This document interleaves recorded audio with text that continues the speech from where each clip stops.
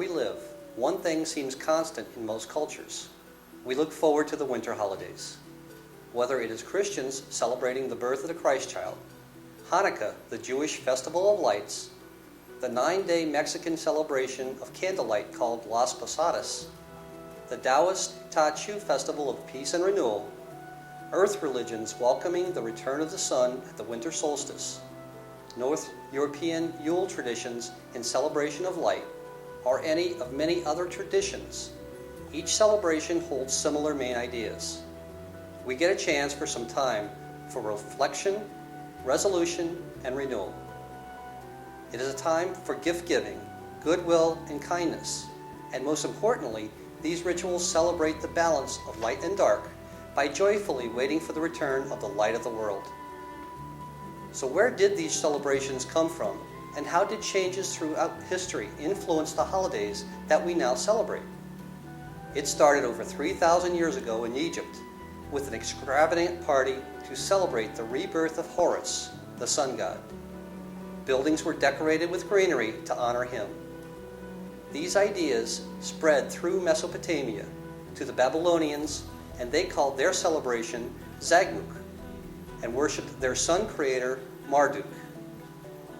Not long after that, the Persians caught on to Sisia. Their party was a temporary state of chaos where masters and slaves switched places. The mock king was born, and grudges and debates were forgotten. It was a rebirth of the world where everyone was equal. In the Greek version, mischievous imps were associated with darker parts of the holiday, and the Greeks did their best at keeping them at bay. New babies were wrapped in garlic, and because monsters didn't like fire, a log was kept burning for the duration of the festival. Hence, the idea of the Yule log was added to the mix. The Romans, whose religion was called Mithraism, decided to partake. They combined the traditions of their predecessors with their own. They exchanged Saturn for Cronus, and the festival they created was called Saturnalia. Saturn was important because he was associated with nature and its germinating properties. He taught the people about agriculture, fairness, and peaceful living. His reign was about fruitful living and the equality of all human beings. Sounds pretty close to the virtues that we value today during the season. Romans decorated their homes with laurel. They lit candles to chase away evil spirits and built bonfires to herald the rebirth of the sun. Soon, there wasn't a culture, creed, or belief system that didn't have a winter festival. Then came Christianity. While it's readily accepted that the early Christians changed pagan festivals to Christian holy days, built their churches over pagan worship sites, incorporated pagan symbols within the church decor, and changed pagan deities over to saints, they were countering the people's reluctance in their conversion efforts by adapting the old ways and lifestyles of the pagan world. They continued by adding more saints and festivals, and finally addressing the goddess issue by adopting Mary as the Virgin Mother of God. The big change in acceptance came when the Christ child's birth was set to December 25th in the year 350 of the Common Era by Pope Julius I. This date fell in the middle of the winter solstice festival.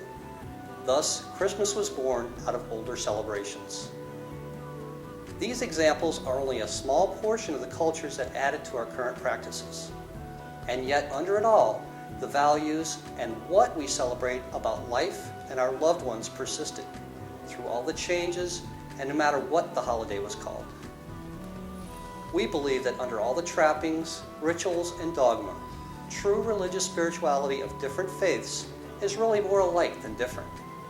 There is a commonality to the human condition that we should embrace and even celebrate, not despite but because of our differences. Each unique condition brings new experiences and understanding. Let us not prejudge each other because of the labels of race, creed, nationality, or any other superficial reason. We are all on this planet together and share our humanity. Let us learn from the teachings of all wise prophets, shamans, sages, and crones. It is our sincere hope that whatever traditions you hold at this time of year, you have a joyful celebration with friends and family in peace.